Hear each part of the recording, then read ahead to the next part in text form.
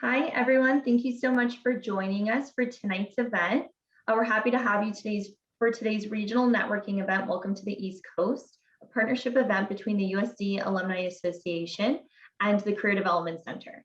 My name is Megan O'Rourke, and I'm the Associate Director of Regional Programs for the Office of Alumni Relations at USD. The Welcome to the City series was created to help current and graduating students learn more about the cities where we have Torero clubs to help them build their personal and professional networks. These events also serve as an opportunity for alumni to network with one another and share what they know about their cities.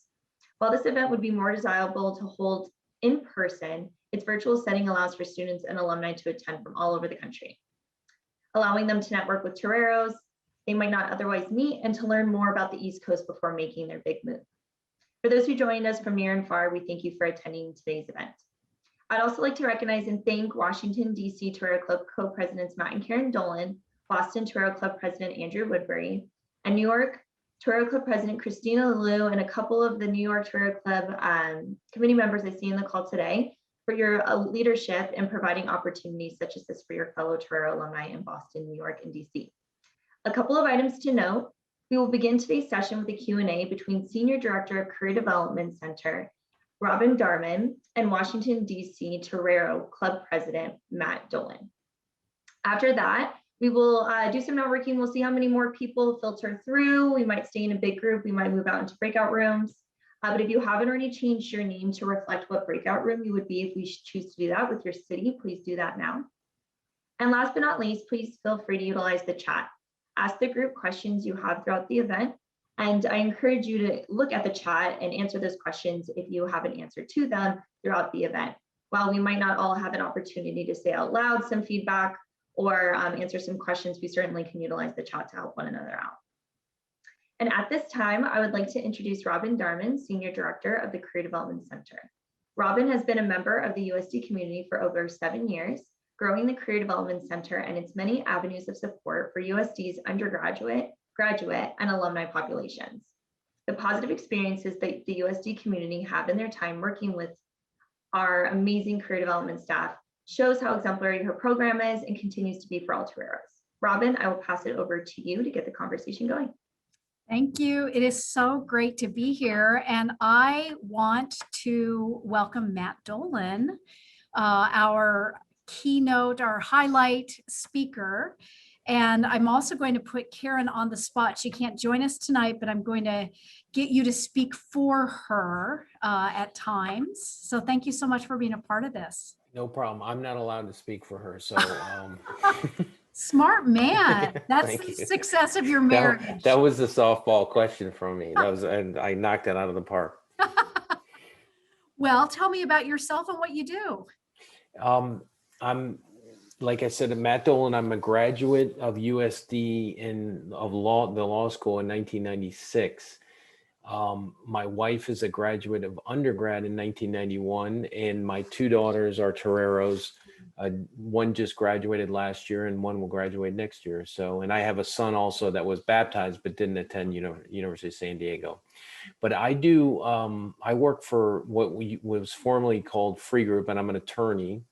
And I do ethics and fraud consulting, and I do crisis. It's a little of everything with regards, because I work for Judge Free, the former director of the FBI, so he gets a lot of interesting projects.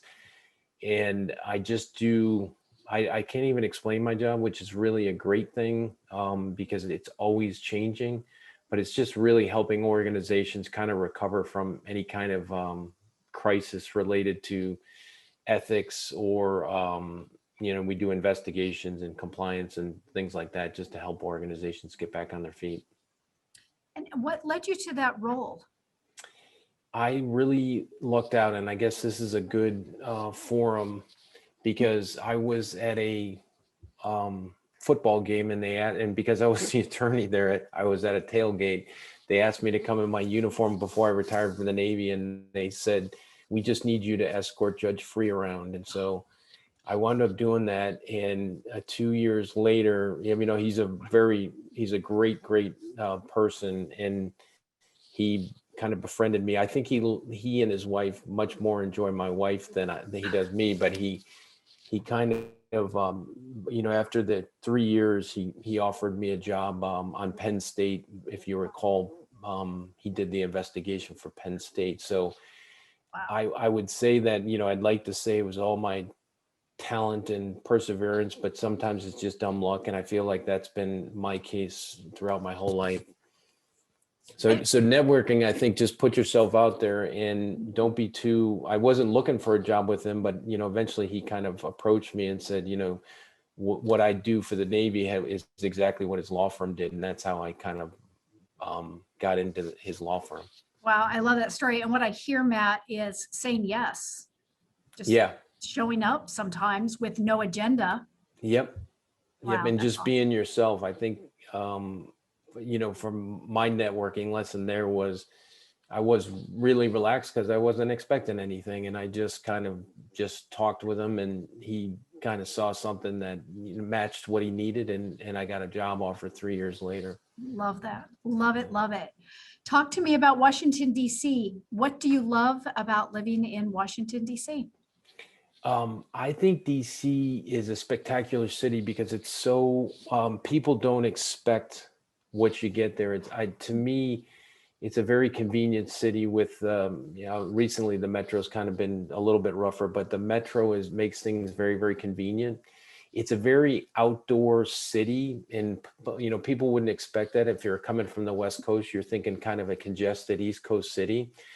But I think, when the French designed it and organized the city, they tried to make it more like a French city. And so it's laid out just perfectly with parks and accessible to, bike paths, running paths, and everything is just very friendly to kind of being outside and outdoors. And then I think even if you're working a tough job there, you walk outside and there's just inspiration everywhere with regards to the monuments, the buildings, the architecture, and all the museums.